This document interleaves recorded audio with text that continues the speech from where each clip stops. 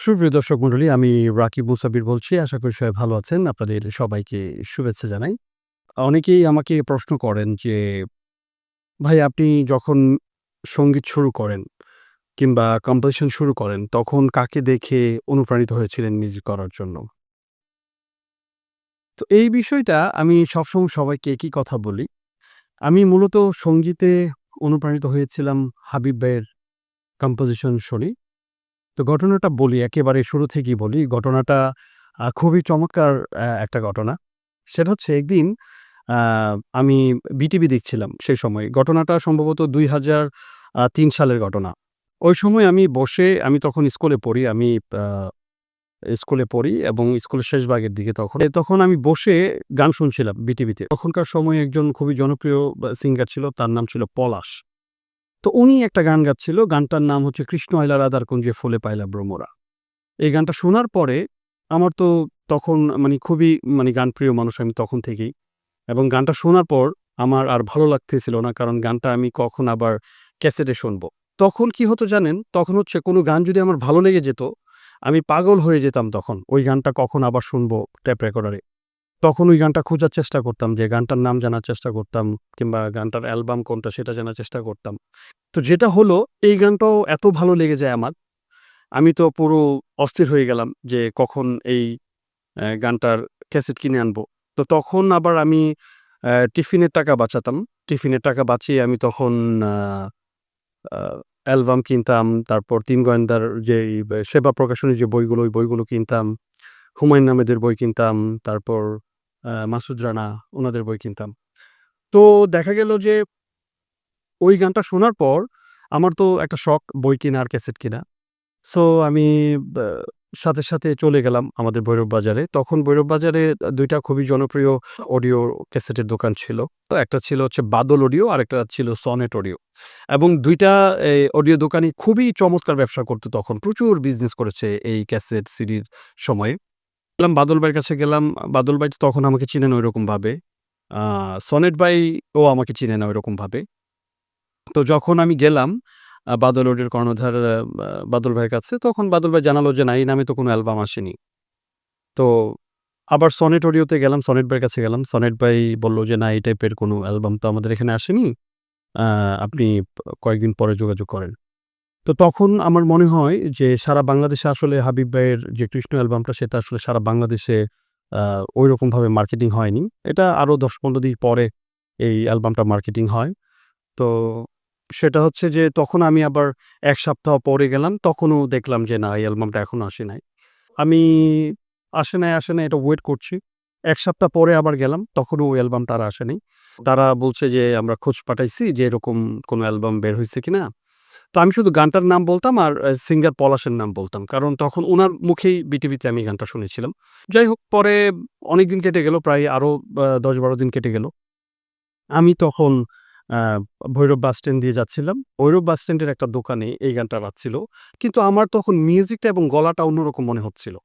মানে এটা পলাশের গাওয়া গান না, এটা অন্য কারো গাওয়া গান মনে হচ্ছে এবং মিউজিকটা ওইটার চেয়ে আরো আধুনিক মনে হচ্ছিল। তো যেটা হলো যে পরবর্তীতে জানতে পারি যে হাবিব ভাই এই গানটা করার পর আ পলাশ উনি যিনি আছেন উনি করেছিলেন গানটা। এবং এই গানটা আমাদের ভৈরবে আসতে, অর্থাৎ ক্যাসেটটা ভৈরবে আসতে অনেক সময় লেগেছিল। তো পরবর্তীতে আমি গেলাম, তখন অ্যালবামের দাম ছিল ৳৩০। হ্যাঁ? অ্যালবামের দাম ছিল ৳৩০। তো আমার মনে আছে আমি অ্যালবামটা ৳৬০ দিয়ে কিনেছিলাম। মানে ডাবল দাম। কারণ এই অ্যালবামটা এতটাই কাটতি ছিল, তখন আমি গানটা যখন বাস স্ট্যান্ডে বলছিলাম যে বাস স্ট্যান্ডে দাঁড়ায় যখন শুনছিলাম, তখন আমি সাথে গেলাম। গিয়ে জিজ্ঞেস করলাম, "ভাই, এই অ্যালবামটা আছে?" তখন বলল, "হ্যাঁ।" আমি বললাম যে, "এই অ্যালবামটা কে? পলাশ গেয়েছে?" "না, এটা হাবিব ফিউচারিং কায়ার অ্যালবাম।"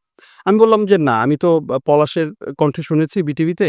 "ভাই, এটা পলাশের গানের চেয়ে আরো আপডেটেড একটা ভার্শন। আপনি এটা নিয়ে শুনতে পারেন।" তো যথারীতি এই অ্যালবামটা নিয়ে আসলাম কিনি। অ্যালবামটা নিয়ে যখন বাসায় আসলাম, তখন মনে হলো যে এত চমৎকার সাউন্ড, এত চমৎকার মিউজিক হতে পারে। এটা থেকে আমি আসলে পুরোপুরি ইন্সপিরেশন হয়ে গেলাম। যে তখনই আমি ভাবলাম যে না, আমি মিউজিক কম্পোজিশন করব। তারপর মিউজিক কম্পোজিশন আমার শিখতে হবে। এবং তখন তো আসলে এখনকার মতো আসলে কম্পিউটার কিংবা মোবাইলের মতো এত আধুনিক প্রযুক্তি ছিল না। তো যেটা হলো যে আমি তখন চিন্তা করতে লাগলাম যে আসলে এটা কিভাবে সম্ভব এত অসাধারণ মিউজিক করা। আবার আরেকটা জিনিস তখন আমার মনে হতো যে একই বাঁশি যখন অন্য কম্পোজাররা বাজাচ্ছে কিংবা অন্য মিউজিক ডিরেক্টররা বাজাচ্ছে, তখন একরকম লাগছে।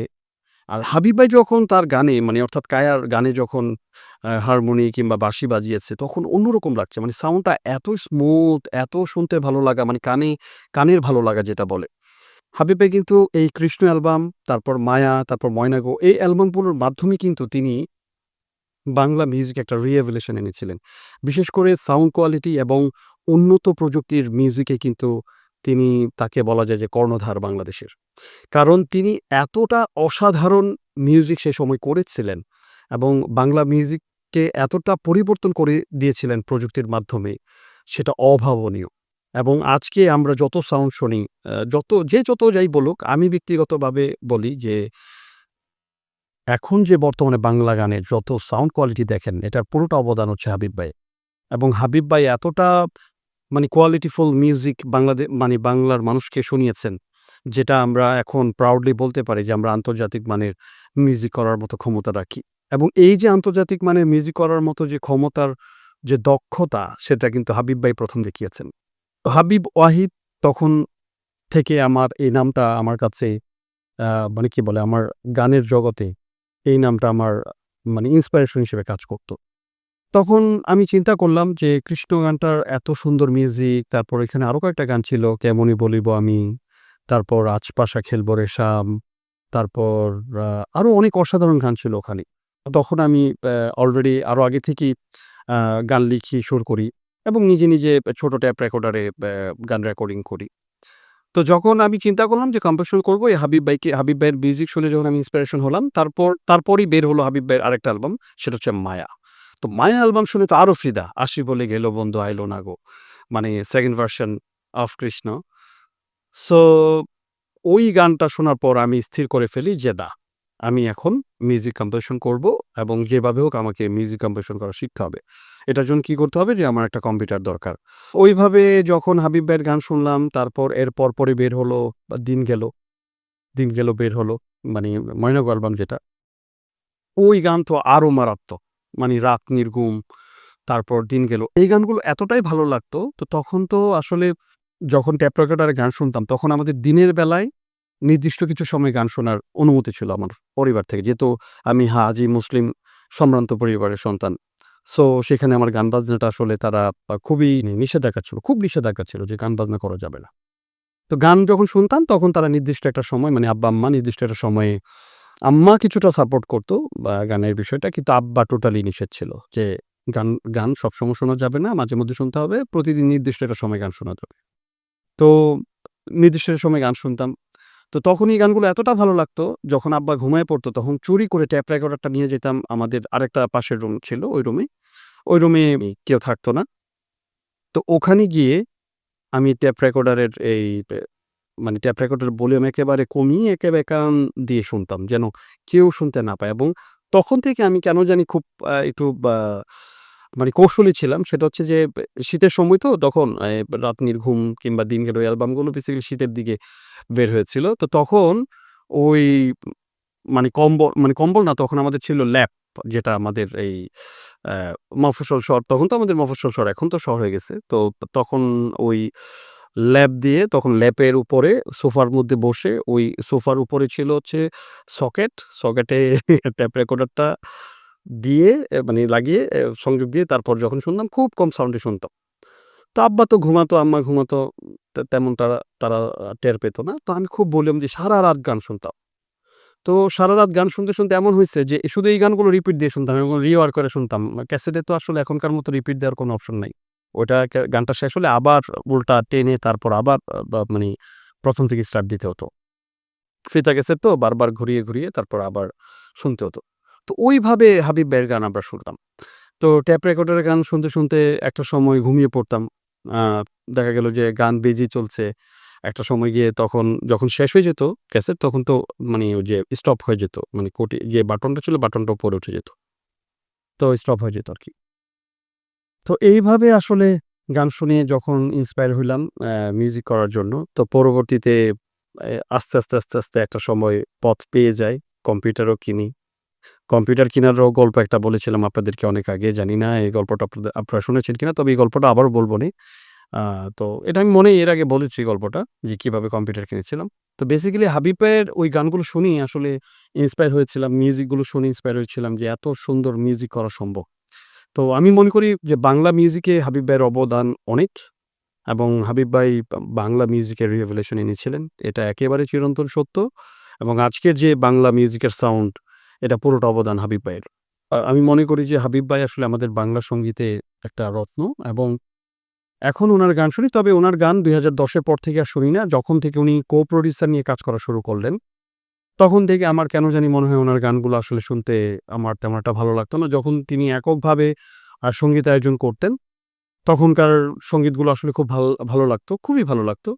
২০১০ থেকে আমার সম্ভবত আমার যতটুকু ধারণা ২০০৯ কিংবা ১০ এর পর থেকে উনি কো-প্রোডিউসার নিয়ে কাজ করেন। এটা আমাদের ইন্টারনাল সোর্স থেকে জানা। তো কো-প্রোডিউসার নিয়ে কাজ করার পর থেকে হাবিব ভাইয়ের মিউজিকটা আমার কাছে কেমন জানি আসলে আগের মতো ঐরকম মজা লাগে না। একটা ভালো লাগা কাজ করে না, ওই মজাটা লাগে না। তো এটা আসলে সবার ক্ষেত্রেই হয়। যখন আপনি একটা কাজ এককভাবে করে অভ্যস্ত হয়ে যাবেন, ওই কাজে যখন অন্য কারো একটা বাহ স্পর্শ থাকবে তখন ওই কাজটা আসলে একটু ভিন্ন রকমই মনে হবে। এবং আমার মনে হয় হাবিব ভাই ভেরিয়েশন করার জন্য তার মিউজিকে ভেরিয়েশন আনার জন্য সেই কাজটা কো-প্রোডিউসার নিতেন। তো যাই হোক এটা উনার একান্ত ব্যক্তিগত ব্যাপার। তো আমি আপনাদের সাথে জাস্ট বিষয়টা শেয়ার করলাম। তো অনেকেই জানতে চেয়েছেন যে আমি আসলে অনুপ্রাণিত কিভাবে হয়েছি। তো হাবিব ভাইয়ের গান আমাকে অনেক বেশি অনুপ্রাণিত করত। তো যাই হোক, সবাই ভালো থাকেন, সুস্থ থাকেন। সামনে নতুন কোনো টপিক নিয়ে হাজির হব। সে পর্যন্ত আজকের মতো বিদায়। আল্লাহ হাফেজ।